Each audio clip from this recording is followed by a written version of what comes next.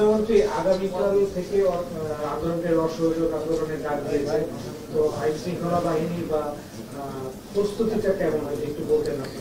আমি তো মনে করি তারা এটা ভুল মানে আন্দোলন করছেন। আমি তো শুরুতেই বললাম, যেহেতু তাদের সমস্ত দাবি মেনে নেওয়া হয়েছে, কাজেই তাদের এই সমস্ত মানে এই অসহযোগ আন্দোলন মানে আমার মনে হয় তাদের তুলে নেওয়া উচিত।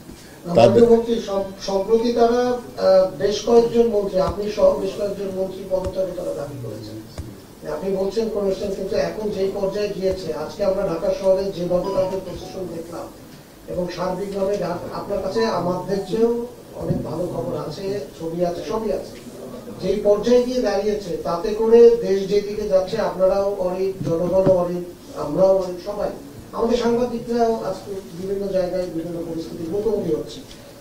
আপনাদের সাংবাদিক কিন্তু দুইজন মারা গেছে, একজন মেয়ে সাংবাদিক লাঞ্ছিত হয়েছে না, সেটা আপনাকে মনে করিয়ে দিলাম। সাংবাদিকরা মারা গেছে এবং সাংবাদিকরা পুলিশের গুলিতেও মারা গেছে, ওদিক থেকেও আমরা কিছু খাচ্ছি।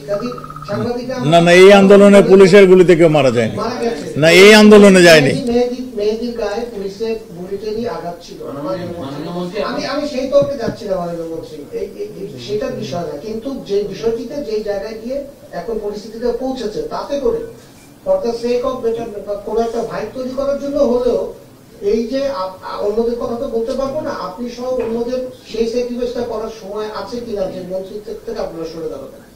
তা প্রয়োজন হলে যে এইরকম যদি কিছু সিচুয়েশন আসে, মাননীয় প্রধানমন্ত্রী যদি মনে করেন, তো আমরা সবসময় দেশের জন্য কাজ করি, আমরা সেইটা করবো যদি প্রধানমন্ত্রী মনে করেন।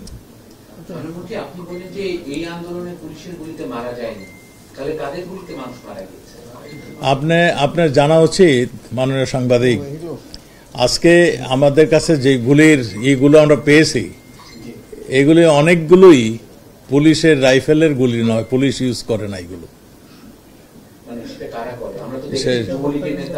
আমরা তো আপনি যুবলীগের নেতা দেখেছেন, যুবলীগের নেতা তাদের বাধা দিতে গেছে, গুলি করতে যায় নাই।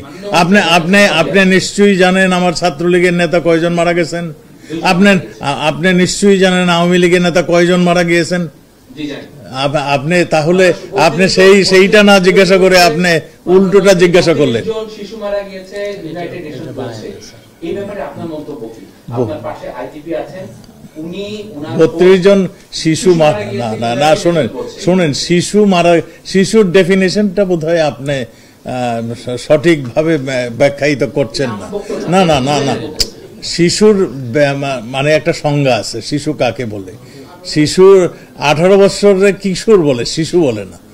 আর 18 বছরে আমার মনে হয় সে যৌবন প্রাপ্ত হয়ে যায়, সে তখন আর কিশোরও থাকে না, সে একটা যুবক আমাদের মতে। কিন্তু এটা একটা মানে যেহেতু একটা বয়সের একটা বার রয়েছে, সেই জন্য তাকে এখন কিশোর বলা হয়।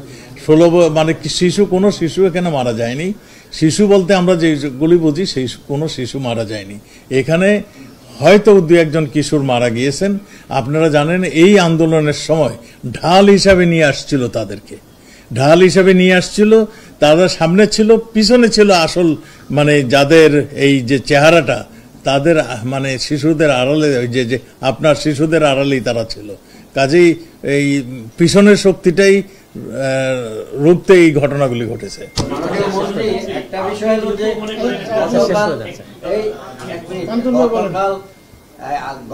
আজকে যে কর্মসূচি দেওয়া হয়েছে অসহযোগ আন্দোলনের, সেখানে আপনাদের কি প্রস্তুতি আছে এই অসহযোগ আন্দোলন নস্যাৎ করার জন্য?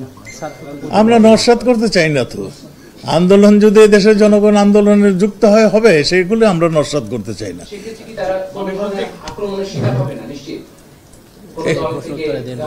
এখন কে আপনাকে যদি মারে, আপনি মার দিবেন না? আপনি কি বসে থাকবেন?